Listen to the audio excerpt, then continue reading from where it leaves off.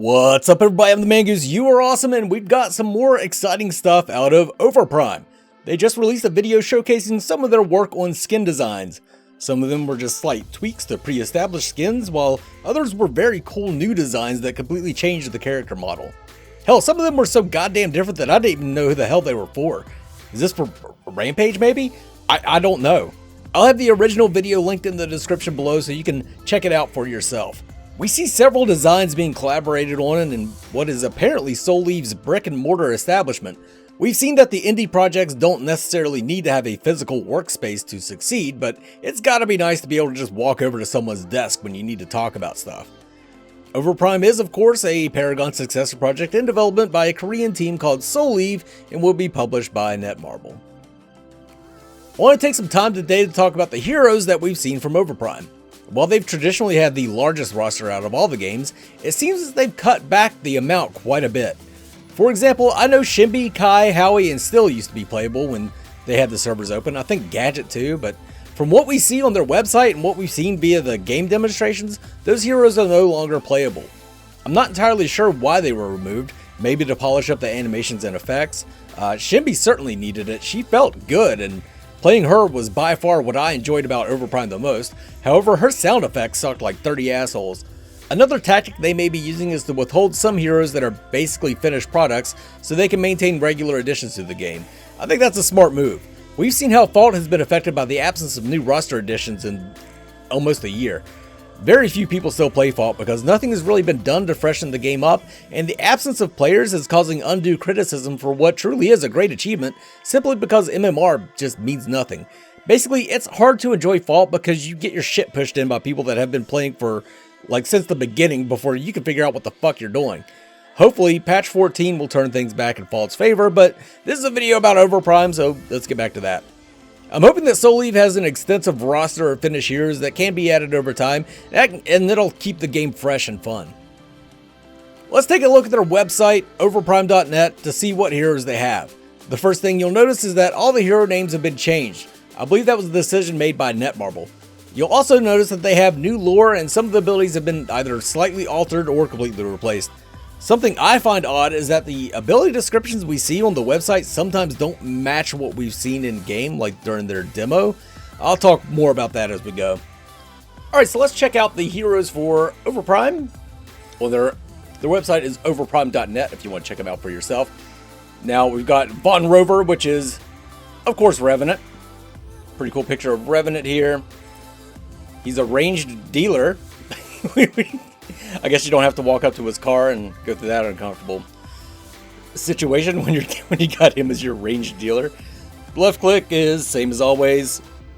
R&B mortal shot, additional damage when firing the final loaded bullet at an enemy, so I'm guessing this also reloads just like he used to in Paragon. Storm of bullets, he pulls his mask down and sprays out a whole bunch of bullets that lock onto a target just like Paragon, and they spread out when there's more enemies around you. Vital wound. Enemies that are critically wounded take additional damage and are slowed by Von Rover's attacks.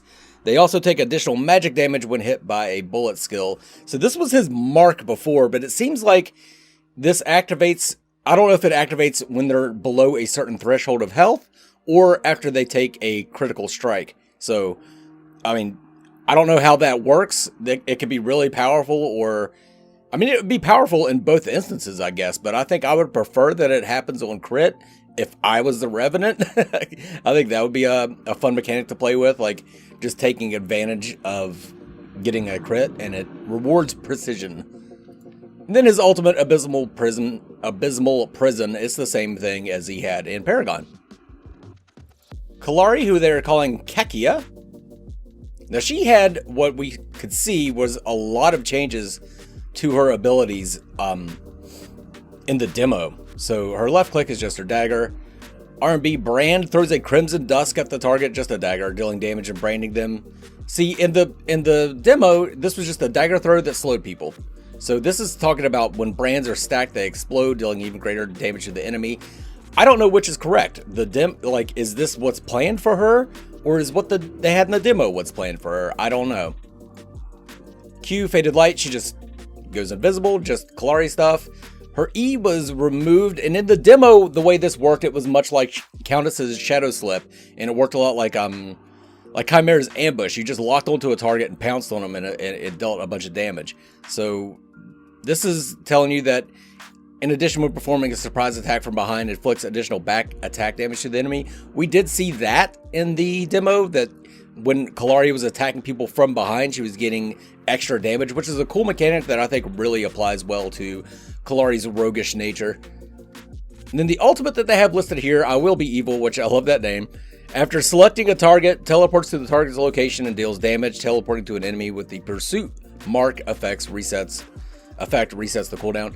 Now, in the demo, what we saw was a lockdown sort of ultimate from Kallari. This was not her. She didn't do the Paragon Global Ultimate like what we're seeing listed on the website. What we saw in the demo is she would lock herself and the target down and deal a whole bunch of basic attacks to them, basically, and it would just deal a whole bunch of damage. I would prefer that she has this ultimate over that one that locks her in place, but whatever. I guess we'll find out once the game actually releases. The Fae, who they're calling Tiana. That is just a beautiful picture of the Fae. Whoop, I went down too quick. I really like that. But anyway, the Fae is pretty much the exact same as she was in Paragon. Her R&B is the flower that grows and then explodes. The Q shoots out the vines that slow people. The E is the nettles that when you hit somebody, it refunds mana. And then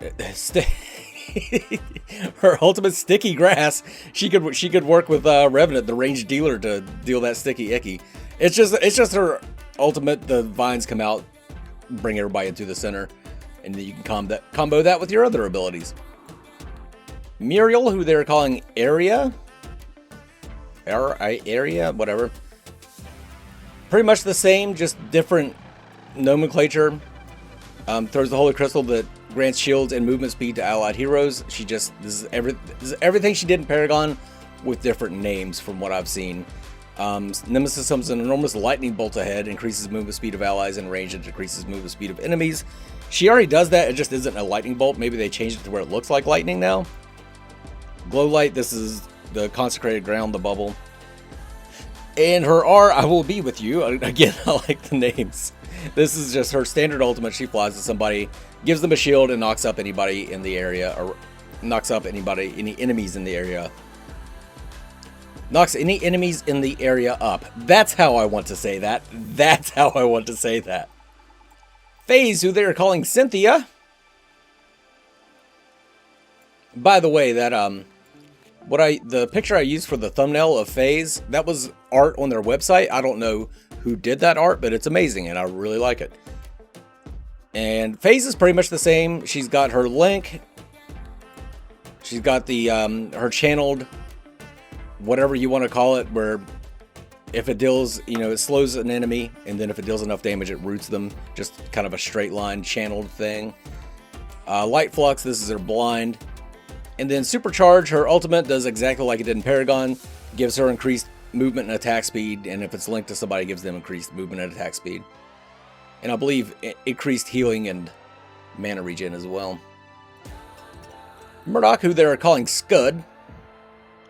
Alright, so Scud. A lot of changes to Murdoch here.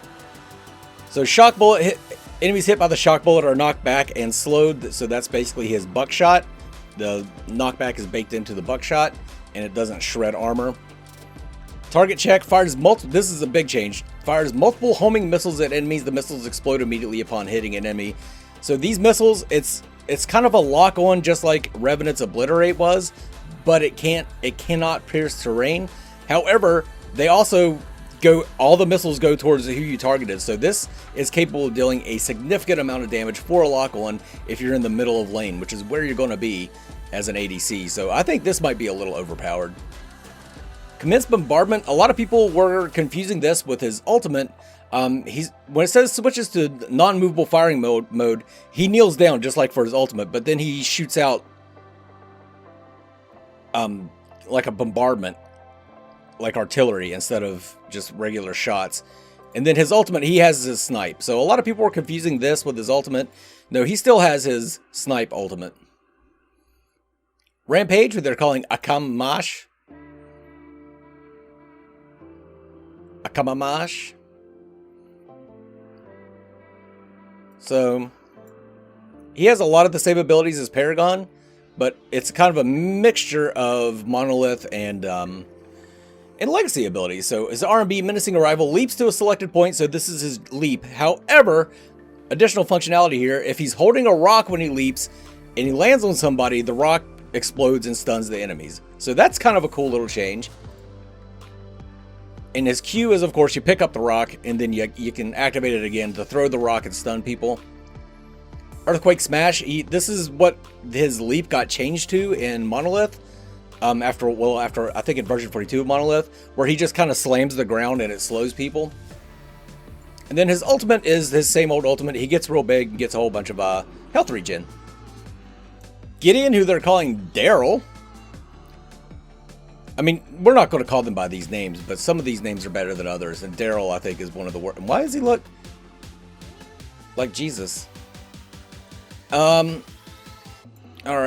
So, his R&B distortion throws a small black hole that distorts space and quickly sucks the target into the center. Now, we saw in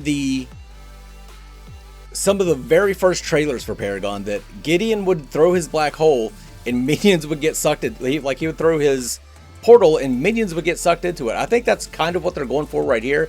Anyway, it's nice to be able to reposition somebody so that you can more easily hit them with your rock. And his Q, Summon Meteor, it's just Gideon's standard, pulls the rock out of the sky and lands on people's heads. Open subspace, this is his teleport, just like always. Hopefully, allies will be able to use the teleport just like in Paragon. And then Consume, it's just Gideon's ultimate, the black hole. He goes up in the air, channels a big wide ring around him, sucks people in, and deals damage. Feng Miao, who they're calling Tao.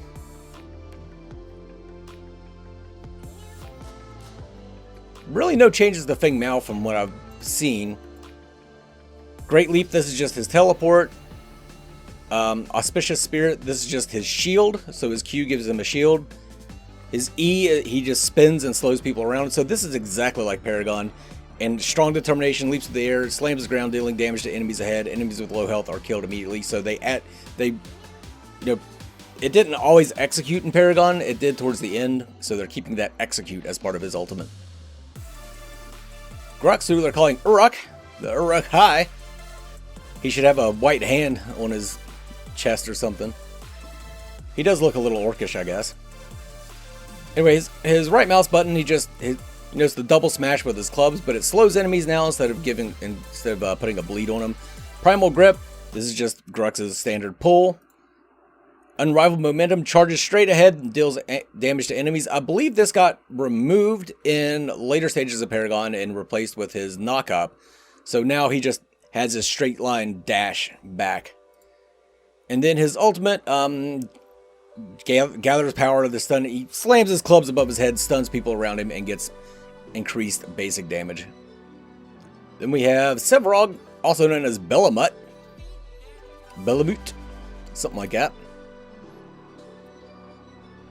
Seems like they've given him more of a face. Anyway, Sevarog, not a lot of changes here.